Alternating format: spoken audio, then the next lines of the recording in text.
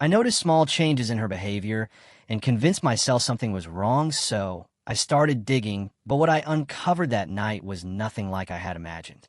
I always believed that a loving partnership was like a well-tuned symphony, each person playing their own instrument, but following the same sheet of music. From the moment we first met in college, my partner and I established patterns that became the pillars of our shared life. Saturday mornings meant coffee on the balcony, where we would talk about our dreams and plans. Sunday evenings were reserved for homemade dinners and movies, curled up under a blanket on the couch. We even had a habit of leaving little sticky notes for each other, encouraging messages tucked into lunchboxes, reminders on the bathroom mirror, or a simple, "I love you" on my laptop screen. Our families intertwined seamlessly. Her parents treated me like a son, and my siblings welcomed her as another sister.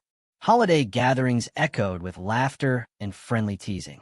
In our small community, no one doubted how well we fit together. We boasted to friends about our unwavering trust, our ability to solve any conflict with open conversation. It was a narrative we wore like a badge of honor. Yet beneath that perfect facade, a few quiet insecurities lingered in my heart. A casual comment from an old acquaintance, "You two are so in sync. It's rare," made me smile, but it also planted a seed of anxiety. What if our harmony was just surface deep? I brushed the thought away, attributing it to normal jitters. After all, our relationship had always been stronger than any external test. But life rarely stays within the bounds of routine. 6 months ago, something subtle began to shift. A delayed text here, an unexplained appointment there, tiny discrepancies that I could rationalize away. Still, they nagged at me, whispering that perhaps shadows were gathering behind our bright portrait of trust. This is where our story truly begins. At the moment when the first cracks appeared, unseen by most but destined to widen under the weight of jealousy and suspicion. In the weeks that followed, I became hyper-aware of every moment she spent away from me. Our carefully synchronized schedules suddenly felt imperfect. I noticed her lingering too long over her phone, her fingers scrolling with a subtle urgency I had never witnessed before. Where once she left her device resting face up on the coffee table, now it vanished into pockets or drawers at the slightest vibration. Each night, I found myself watching her as though I were guarding a treasure, uneasy, vigilant, waiting for something to appear. At first, I told myself I was simply being attentive. After all, a partner ought to care deeply about the person beside them. But concern shifted quickly into something more insistent, a constant questioning of her motives. I scrutinized the timing of her calls, noting every abrupt end or hurried departure to take them in another room. I strained to catch fragments of hushed voices, piecing together snippets like a detective assembling evidence. The more I searched, the more I convinced myself that I would find proof of betrayal.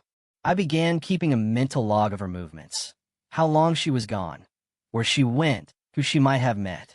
The spreadsheet in my mind recorded every detail, and I felt justified in my mission. After all, protecting our relationship meant understanding its silent threats. Yet, each new discovery only fanned the flames of my insecurity. A pause before answering a text became suspicious. A polite smile to a passing coworker fueled visions of secret romance. The world around me blurred into a haze of imagined misdemeanors. At night, sleep eluded me. I lay awake replaying every conversation, every shared glance, searching for hidden meanings. Jealousy, once a distant concept, had lodged itself in my chest, refusing to release its grip. And as my mind spiraled deeper into mistrust, I wondered how far I would go before realizing that the real danger threatened not our relationship, but my own heart. As days turned into weeks, my obsession deepened. I rationalized my behavior as protective care, but beneath that rationalization was a gnawing fear that she might slip through my fingers. I began checking her phone during quiet moments, when she stepped into another room, when she fell asleep early, even when she paused to tie her shoes. Each unlocked screen filled me with both dread and anticipation. I scrolled through message threads, scanning names and timestamps, convinced that a hidden lover was waiting somewhere between the lines. One evening, I discovered an unfamiliar string of digits in her call log. My pulse raced as I stared at the number. No contact name, no photo, just a blank label taunting me. I imagined smoky bars where she laughed with someone new, whispered promises that excluded me. My breathing quickened. I copied the number and pressed it into an online lookup, hoping for confirmation. The result offered nothing, just more uncertainty. That uncertainty morphed into a new determination. I would follow her next time she ventured out alone. The following weekend, I trailed her to the subway station before she realized I was behind her. I maintained distance, weaving through crowds so she wouldn't notice my presence. My heart pounded as she boarded the train, settling into a seat opposite a group of commuters, headphones in place. I watched her every movement, waiting for a telltale spark of recognition or a furtive glance toward a stranger. But she never looked back. Instead, she stared ahead, lost in thought.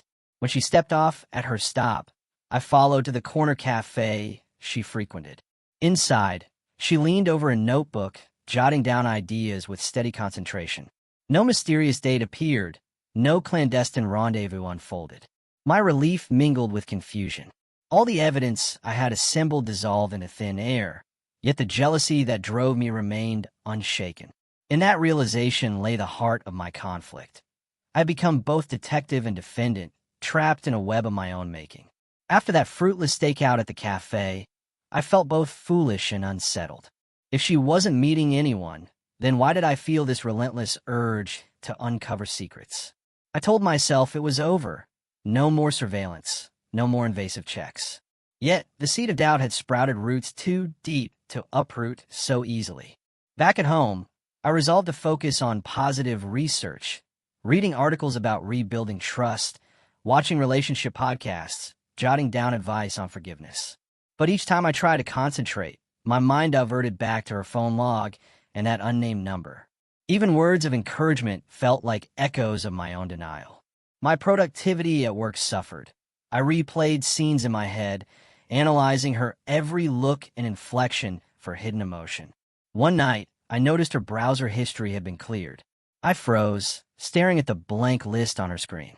Clearing history was a mundane habit for some, but for me, it was another red flag. I convinced myself she must have erased evidence. My pulse throbbed as I considered confronting her directly. Demand explanations face to face, force transparency by any means. But I hesitated, recalling how quickly confrontations devolved into arguments. Instead, I rigged a small trick. I placed a discreet mark on her browser's bookmarks bar, a tiny sticker that only I would notice. If it disappeared, I'd know she'd wiped more than just the history. The next morning, I tiptoed past her to check the mark. It was gone. My stomach churned with triumphant vindication, proof of disappearance. Yet, despite the rush of validation, I realized I no longer felt victorious. I felt empty. In chasing shadows, I'd lost sight of the person I loved. And with that grim recognition, I understood that the real conflict was not with her actions, but with the trust I'd allowed myself to lose. By midday, my guilt gnawed at me, yet I couldn't abandon my self-imposed investigation. I began to catalog her patterns with obsessive precision. What time she left for work, how long she lingered by the elevator, which cafe she visited. I even sketched a rough map of her weekly routine, marking potential anomaly spots where I believed clandestine meetings could occur. Each pen stroke felt like a confession of my own insecurity. On Wednesday, a small discovery jolted me. A charging cable in the kitchen drawer that didn't belong to either of our devices. Its length and connector type were unfamiliar, and I imagined it belonged to the secret phone she carried. I tucked it into my coat pocket and slipped away during lunch, determined to trace its origin. At an electronics store, I showed the cable to a clerk, describing it in vague terms. He shrugged, saying it was standard for many gadgets. Frustration surged through me. No confirmation, no satisfaction, only deeper suspicion. That evening, I watched her from across the living room as she moved through our shared space. The cable lay on the coffee table, a silent accusation between us. I recalled the sticky notes she used to leave, now absent for weeks. In their place were hurried messages on her phone, emoticons, emojis, shorthand I couldn't decipher. Those little love notes had once been proof of our bond. Now they felt like evidence of her slipping away. I realized then that my actions had created an atmosphere of surveillance, where every gesture of kindness from her was tainted by my distrust. The apartment no longer felt like a sanctuary, but a stage where I had written her into a tragic role she never auditioned for. And as I confronted that stark truth, I knew I had to decide whether to carry on down this destructive path or to risk admitting my mistake and begging for a chance at redemption. The next morning, I woke with a hollow ache, as if the weight of my own suspicions pressed down on my chest. Despite my resolve to stop the investigations, I found myself drawn once more to the tiny map I'd sketched. Under the harsh light of the kitchen bulb, I studied the routes and marked a new spot, a dimly lit park bench near her office, where I would sit secretly and watch for any sign of intrigue. That evening, as she prepared for work, I felt a pang of guilt mixed with anticipation. I slipped out after her, carrying nothing but my phone and the pretense of a long walk. The park was quieter than I had imagined, the benches empty except for stray leaves drifting in the breeze. I settled on a designated bench and waited. Time stretched, each minute slow and deliberate. My mind replayed scenarios, her laughing with a stranger, whispering secrets I wasn't meant to hear. Instead, I saw only late commuters and runners winding down their day. A lone jogger paused to catch her breath. An elderly man fed pigeons in the fountain. No sign of her.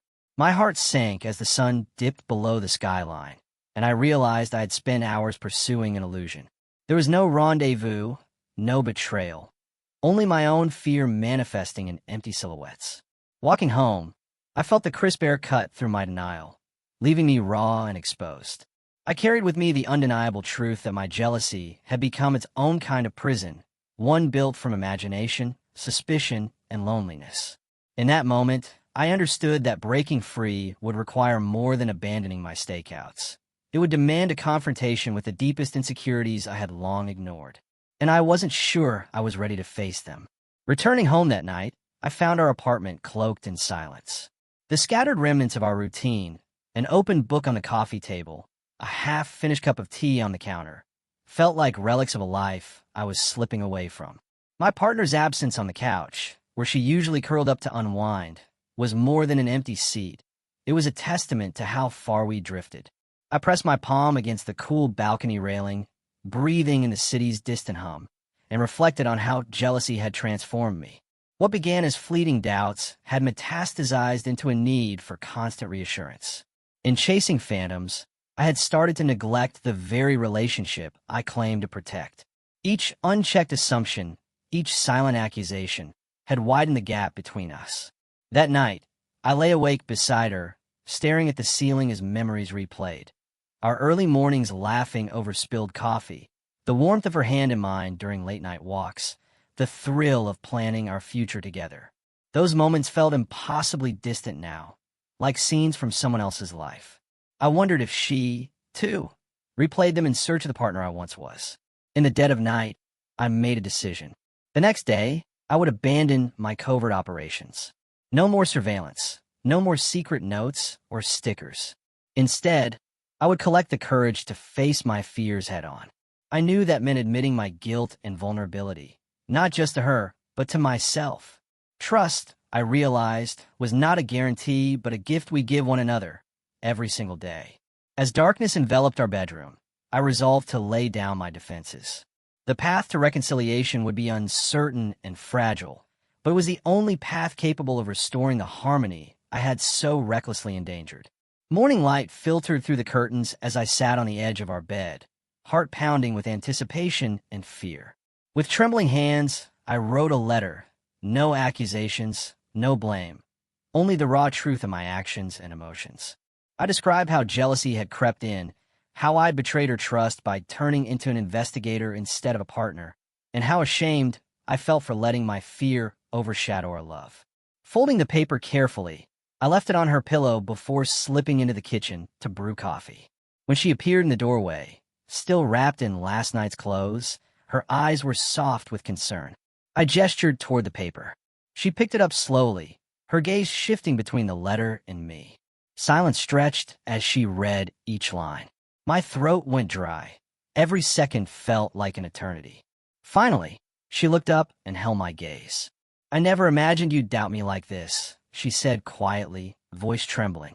But I appreciate your honesty. Her words struck me with relief and remorse intertwined. She sat beside me and gently took my hand. I realized then that confession alone wasn't enough. I needed to listen, to understand how my actions had hurt her. Over cups of coffee gone cold, she shared her perspective, how my secret investigations felt like walls between us, how lonely she'd been carrying her surprise trip preparations alone, and how the lack of communication had wounded her deeply. I absorbed each word, promising to rebuild what I had broken. By the time we finished talking, neither of us had all the answers, but we had begun to bridge the gap. The letter, once a symbol of my guilt, now served as the first plank in a new foundation. It was imperfect, fragile, and entirely ours, a testament to the risk of vulnerability and the possibility of healing. In the days that followed our conversation, the atmosphere in our home shifted noticeably. What once felt heavy and suffocating now carried a tentative lightness, as though, by naming the pain, we had released some of its weight. I committed myself to transparency, sharing my schedule openly, inviting her to review my phone without hesitation, and offering explanations before she even had to ask. Still, I knew that real trust would take time to rebuild. Simple gestures could not erase months of doubt overnight. Each morning, I updated a shared calendar with the details of my day, meetings, errands, and even casual plans like coffee breaks or gym sessions. At first, it felt awkward, as if my life were being broadcast on an internal news channel. But her appreciative nods and relieved smiles affirmed that, for her, these revelations were akin to lifelines thrown across a turbulent sea. I, too, began to release my need for hidden information. The impulse to glance at her screen during commercials dwindled. Instead, I learned to occupy my mind with moments of gratitude, recalling times she had shown unwavering support through my own challenges. Whenever old insecurities threatened to resurface, I acknowledged them silently and redirected my focus to our shared goals, planning dinner menus together, scheduling weekend hikes, or simply reading side by side in comfortable silence. One afternoon, I found myself packing away the maps and lists I'd drawn up during my investigations. Physical reminders of Chapter 1 was determined to close. As I folded them and placed them in the recycling bin, I felt a quiet sense of liberation. No longer would I collect evidence of wrongdoing. Instead, I would gather memories of everyday kindnesses. In embracing vulnerability, we discovered a new rhythm, one built not on perfection or proof, but on mutual respect and ongoing dialogue. Though the scars of my jealousy remained, they serve as reminders of how easily trust can fracture, and how, with intention and care, it can be mended. A few weeks into our renewed journey, I felt the subtle shifts in our connection taking root.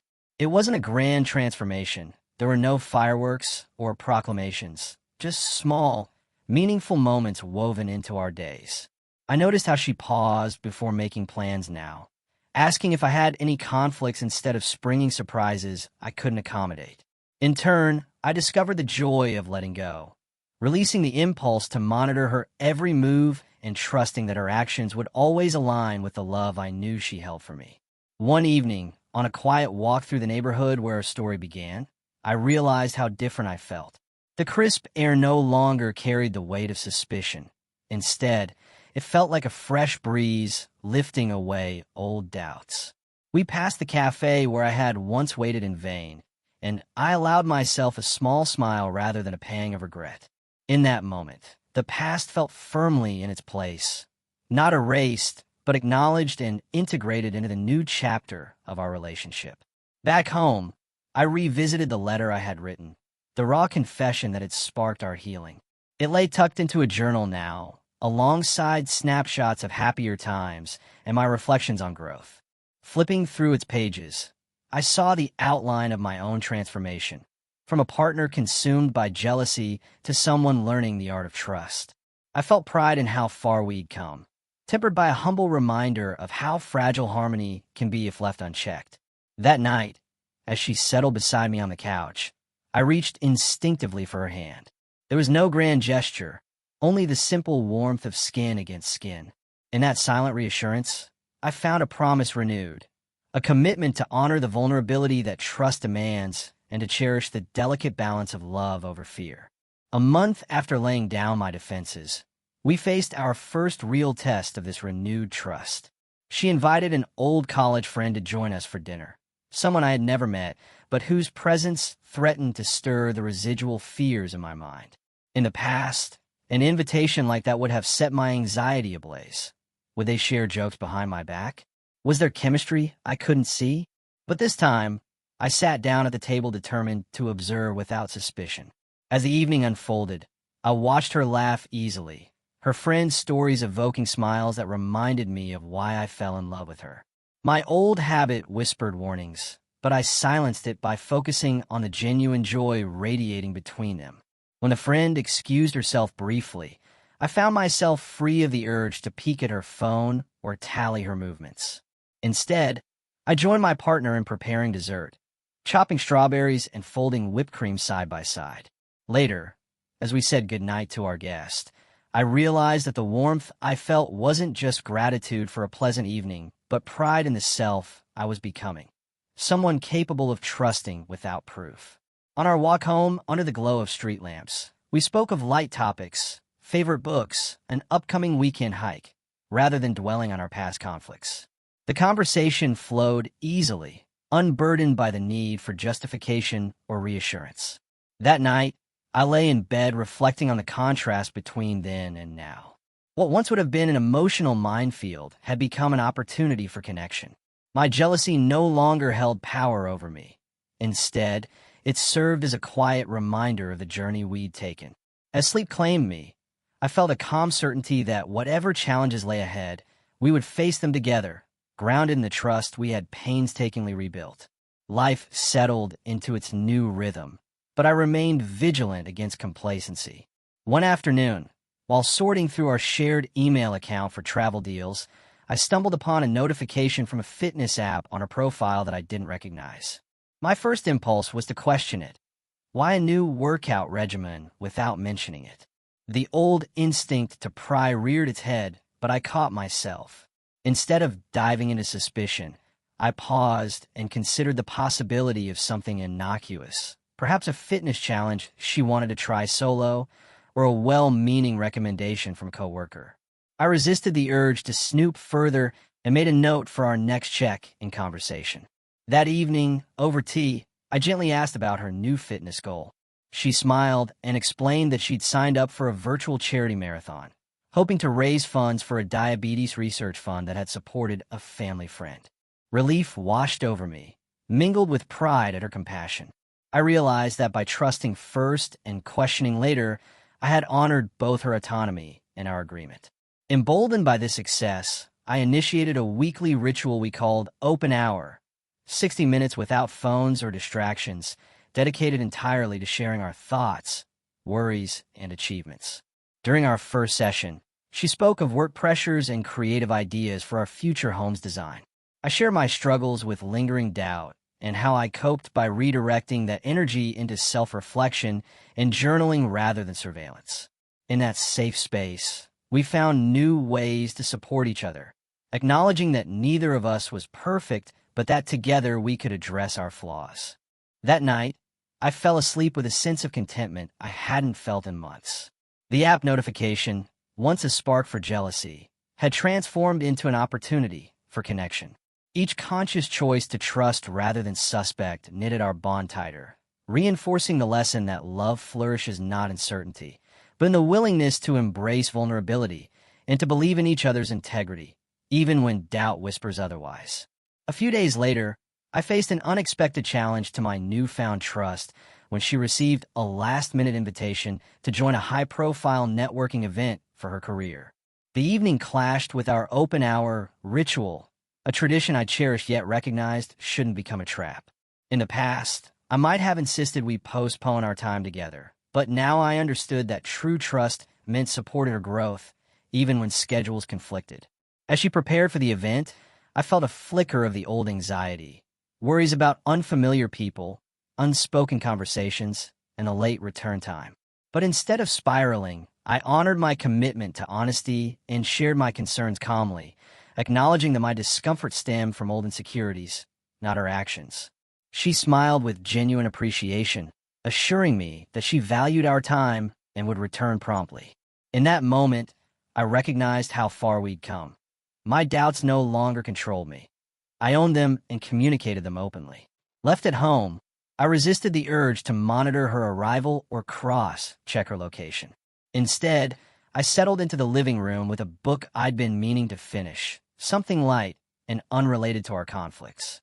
I drank tea slowly, savoring each sip, reminding myself that trust is an active practice, not passive hope.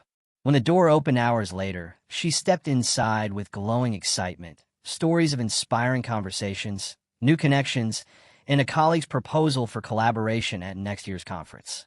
The pride I felt was pure and unhindered by suspicion. That night, as we shared highlights from our separate experiences, I realized that supporting her ambitions enriched our bond more deeply than any investigation ever could.